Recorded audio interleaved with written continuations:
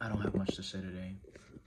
I meditated today, and one of the quotes that said Guru said was, if you get your energies to a high state, then everything that you need will happen. Everything that you need will happen. So he says you do that through focus and I think something else, but basically get your energies to a high enough state through focus, through your practice, and then everything that you need will happen, but your state has to be high. That's what he said. I mixed his words around a little bit, but something like that. But I don't understand, no, there is a way. The highest states that I reach through in the day is at the peak of my meditation, at the peak of my practice. That is the highest states I reach through the day.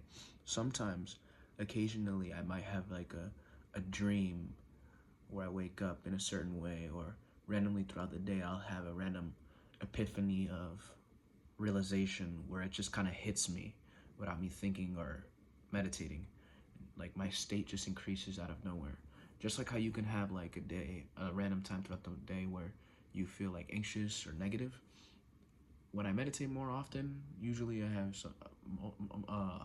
more often throughout the day, I have times where I get those epiphanies of realization of just at ease with and grateful for the existence without being just gratitude, you know what I'm saying? It's weird. It's like I don't have to force gratitude. It's kind of like it happens naturally, subconsciously.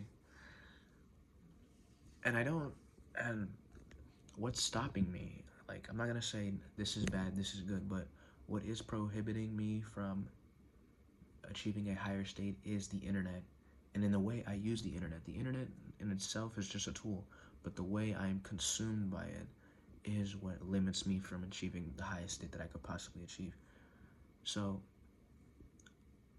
an experiment would be to give myself 7 days, write a date down, and from that day to the next week, 7 days.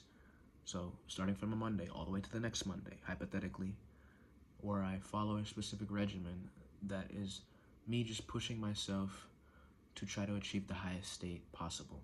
It's so weird, with enlightenment and with achieving high states, is because in order to get to the high state, you have to get rid of the idea of trying to get somewhere and just be there, So while you're doing your regimen and shit like that, you build a thought pattern of, I need to do this in order to get this. And so you wake up with the, I need to do this in order to get this.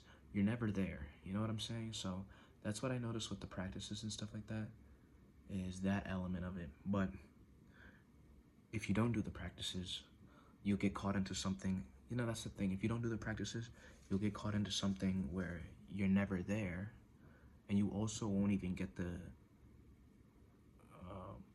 if you don't do the practices, you also won't get the peak of the practices, the spiritual practices. So you might as well do it so that you can get that high state. I guess it's just one moment, getting to the high enough state where one moment everything just pops, I guess that's what it is.